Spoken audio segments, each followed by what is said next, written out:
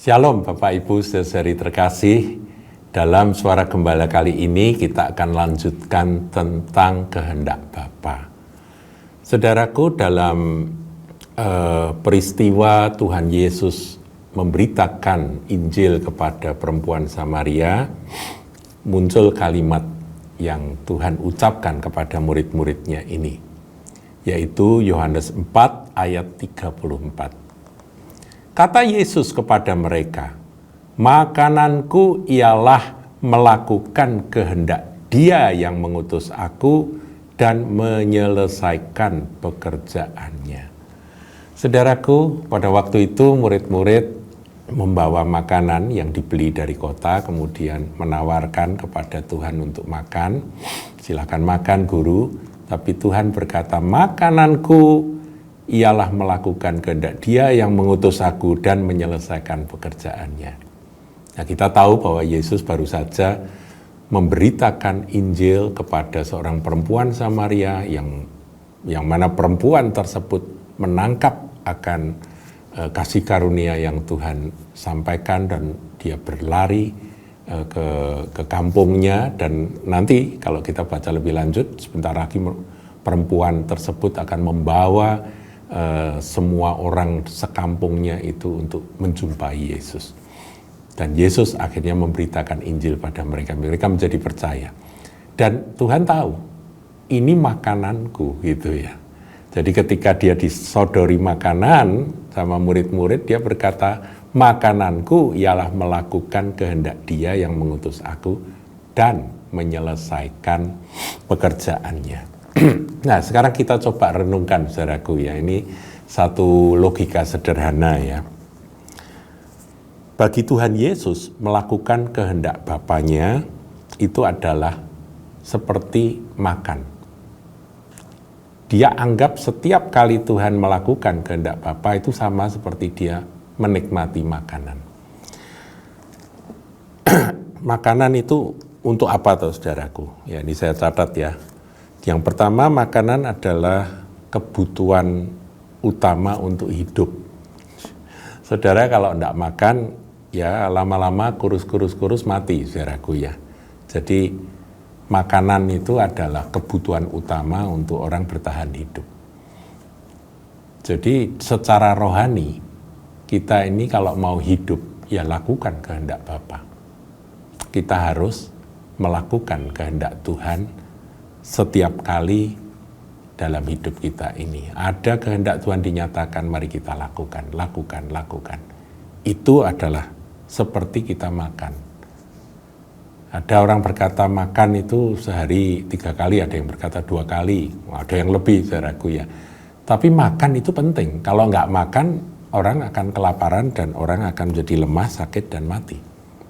Ya, saya pernah dengar ada satu cerita kejam itu dari seorang teman. Dia pelihara harimau, kemudian dia merasa tidak sanggup lagi memelihara harimau tersebut. Ya di kandang, saudaraku ya, ditaruh di sebuah kandang, karena harimaunya makin besar, tuntutan makanannya makin banyak ya. Dikasih daging, kasih ayam, itu tiap hari makanannya tambah terus, tambah gede. Nah, berapa waktu kemudian ketemu saya tanya sama teman ini, "Bagaimana dengan peliharaanmu itu, harimau yang kamu pelihara di belakang rumahmu?" Dia berkata, "Sudah mati." "Loh, caranya gimana? Kamu suntik mati?"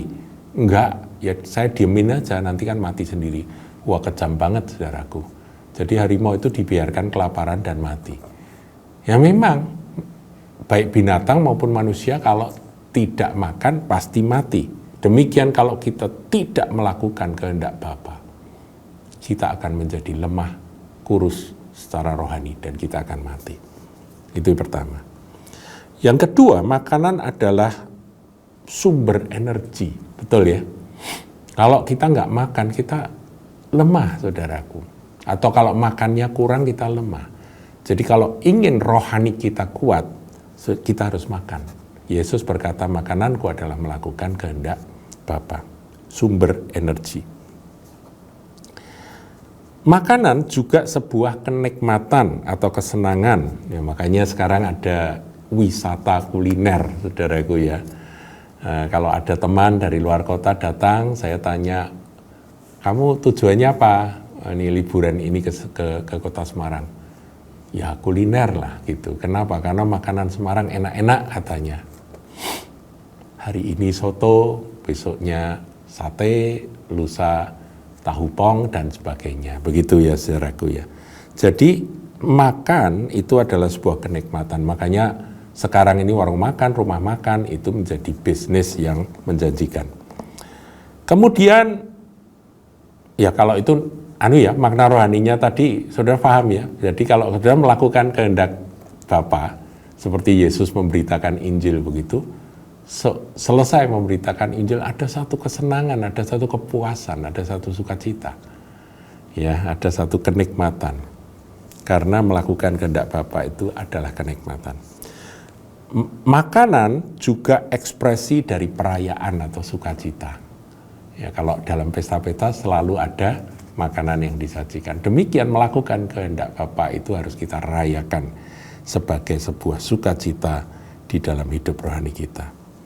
Kemudian makanan adalah sebuah keharusan yang berkesinambungan ya. Saya ini pengulangan dari bahwa makanan adalah kebutuhan utama. Jadi hari ini kita makan, besok kita makan lagi.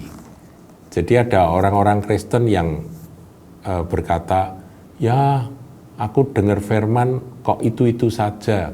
Ya mungkin perlu variasi yang lain gitu ya. Tetapi saudaraku kalau nggak makan kita akan mati. Gitu ya, jadi kita harus makan. Makanan itu adalah ya kita menerima firman Tuhan dan melakukannya. Ada orang yang menerima firman Tuhan tapi tidak melakukannya, mendengar firman Tuhan, tahu firman Tuhan, bahkan menceritakan firman Tuhan itu dengan semangat tapi dia tidak melakukan dalam kehidupan sehari-hari, maka dia makin lama makin lemah secara rohani. Jadi harus secara berkesinambungan terus-menerus. Besok makan lagi, besok makan lagi. Jangan bilang bahwa hari ini aku makan besar, seminggu aku nggak makan. Nggak bisa gitu, saudaraku. Makanan adalah sesuatu yang memberi kepuasan terhadap rasa lapar, saudaraku. Saudara merasa hidup rohani saudara kering, kosong, barangkali saudara perlu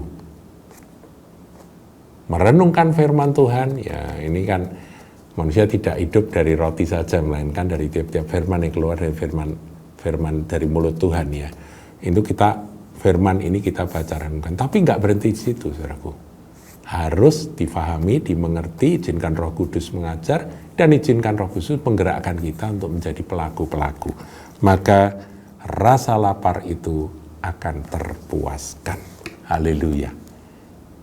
Sesederhana itu Tuhan Yesus mengumpamakan. Melakukan kehendak Bapa adalah makanan bagi Tuhan. Tuhan memberkati.